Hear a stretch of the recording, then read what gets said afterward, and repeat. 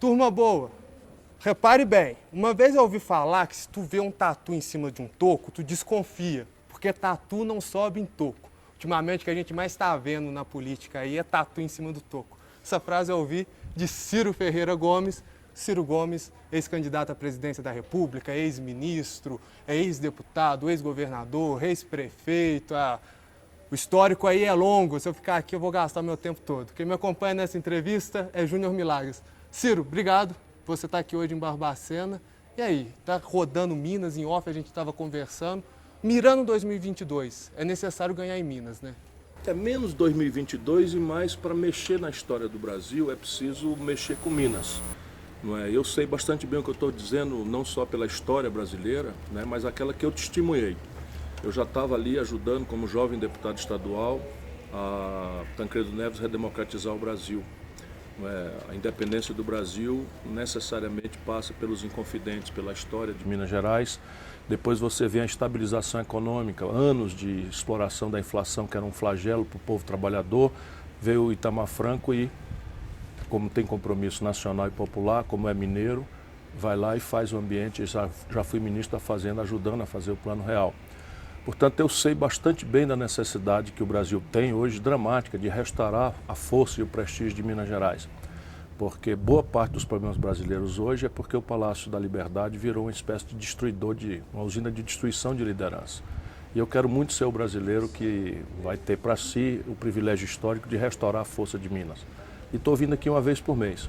Adoro fazer isso, tenho muito prazer, tenho uma afeição, uma identidade, uma afinidade muito grande. Gosto da comida, gosto da geografia, gosto das pessoas, gosto do sotaque.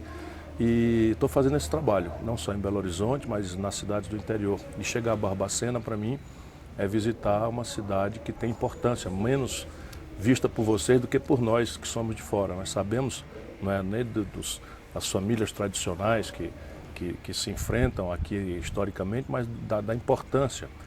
Por exemplo, nasce daqui Juiz de Fora, nasce daqui Santos Dumont.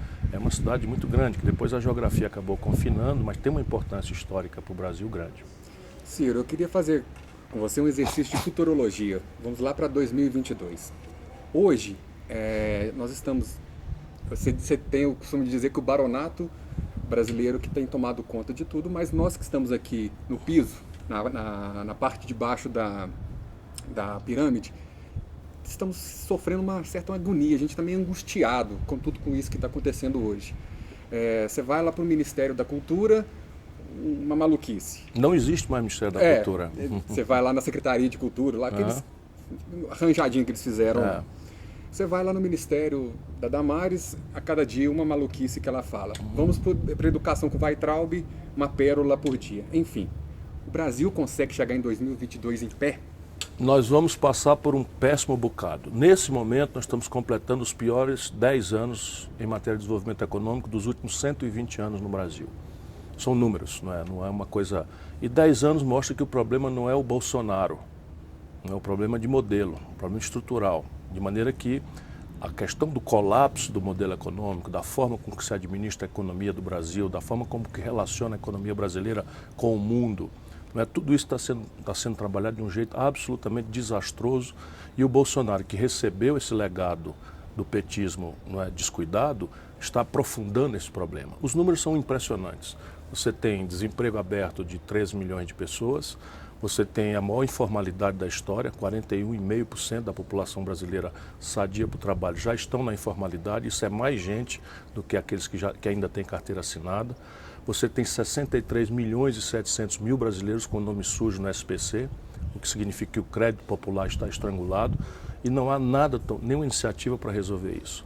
Você tem o pior investimento privado da história do Brasil, o pior investimento público da história do Brasil, e você tem uma dependência externa, porque estão destruindo a nossa base produtiva de indústria, e o Brasil importa tudo praticamente. Então a gente cresce e aí falta o dólar, quebra o país, como aconteceu com a Dilma, que, enfim, nós conhecemos a tragédia que acabou gerando essa crise política com o impeachment e com todo o desastre que virou o governo Bolsonaro. Essas coisas elas não têm solução fora de um plano, um projeto. Não é trocar Chico, Manel ou Maria por Pedro, João ou Rita que vão resolver o problema. E a essa tarefa que eu estou dedicado, ajudar o povo a entender o que está acontecendo e achar as pistas de soluções que infelizmente há, mas elas vão passar necessariamente por um debate diferente do que está aí. Porque hoje, se você reparar, a boçalidade bolsonarista se sustenta na radicalização corrompida da burocracia do PT e vice-versa. Um se sustenta no outro. E se a gente deixar que eles monopolizem o debate, o Brasil não sei se chega inteiro, não. E você tem percebido essa angústia nessas suas viagens pelo Brasil? Sim. Os homicídios no Brasil, especialmente entre os jovens, cresceram 4%. Isso é um sintoma muito sofrido, muito eloquente de um estado geral de descrença, de desconfiança, de medo do futuro. Não é? Isso é o estado de prostração psicológica geral do Brasil. E olha que nós somos um povo muito lutador. O povo brasileiro é um povo valente, lutador, mas o peso, não é, da crise socioeconômica nunca vista é muito pesado. E a população esmagada por esses números, ela olha para a política. Vai olhar para onde mais? E olha para a política, lá se vende a notícia da radicalização, do ódio, quando não do privilégio, da ladroeira impune, etc. E isso explica, por exemplo, uma busca dos templos. Né? O povo está procurando pertencimento. Não é? As pessoas estão precisando de algum ambiente onde elas se sentam protegidas. Não é? E nós precisamos ajudar o nosso povo a se libertar disso, porque só a produção, o trabalho decentemente remunerado é que sinalizam para um futuro de dignidade. Ciro, na eleição você divulgou uma carta, enviou uma carta contra a entrega da Embraer pela Boeing. Recentemente saiu a notícia que a Embraer vai dar férias coletivas para 15 mil funcionários, os funcionários da Embraer no Brasil. Hoje, nesse processo que aconteceu, existe volta? O entreguismo tem como você retomar isso? Não é fácil, não é? Eu agradeço a você ter me perguntado, porque isso é uma luta que eu tenho lutado, sob o ponto de vista partidário, sozinho. Não é? O sindicato dos metalúrgicos lá de São José, que é ligado a eles, que sabem de perto o crime que está se cometendo, também está na luta, mas o Haddad, por exemplo, disse que eu mandei a carta protestando e dizendo que desfaria o negócio. O Haddad afirmou, naturalmente aconselhado pelo Lula, de que mantinha o negócio. E aqui não é uma questão de patriotada. O problema é o seguinte: o Brasil é um país que tem buraco nas suas contas em todos os setores de alta tecnologia. Tudo. Química fina dos remédios, nós estamos trazendo tudo de fora. Informática, todos os computadores, caixa eletrônico, tudo. Meio de diagnóstico médico, química fina, tudo trazido de fora. Todo o processo de telecomunicações, celulares, etc. Tudo importado. E o único setor de alta tecnologia onde o Brasil tem sobra, tem lucro, é o setor aeroespacial. E é a Embraer que é a razão disso. E a Embraer tem dois lados. Tem a aviação civil, onde ela é a melhor companhia do mundo em jatos médios e está entrando nos jatos grandes, além de jatos executivos. E o setor de defesa. Esse é que é o crime mais grave. A Embraer acabou de desenvolver um projeto com bilhões de reais do dinheiro do povo brasileiro, dinheiro público, não é? Que é o KC-390, um supercargueiro.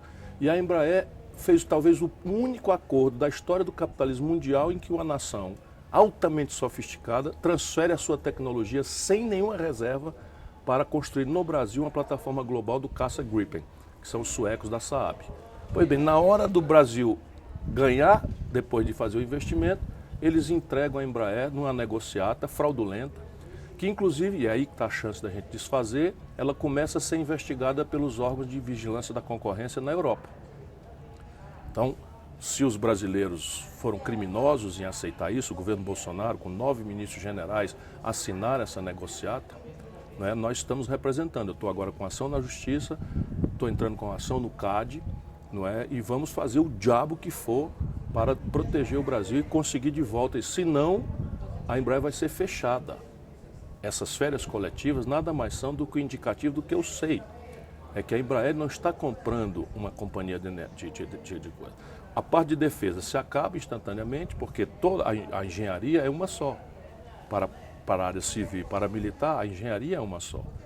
E a Boeing está comprando esta engenharia. Ela não interessa produzir. O KC-390 ela já quer transferir a fabricação para Delaware. A compra foi de 5 bilhões de dólares. A fila de compra do KC-390 são 20 bilhões de dólares. São os bandidos. Aqueles que estão administrando o Brasil são canalhas. Estão entregando o país de forma absolutamente vil. Ciro, para a gente encerrar, ainda tem como dialogar com o PT?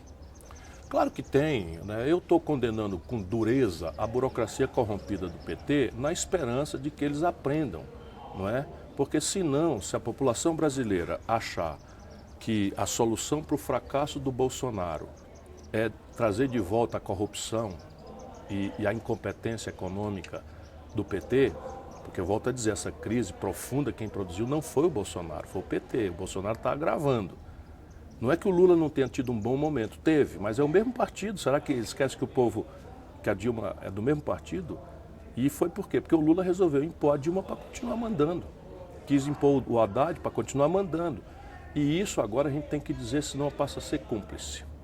Mas eu não faço isso com prazer, eu faço isso para que o Brasil não caia de volta nisso. Porque hoje, por exemplo, o Bolsonaro despencou na popularidade.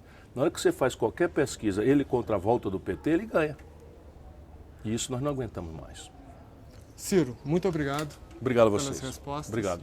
E até a próxima. Tchau.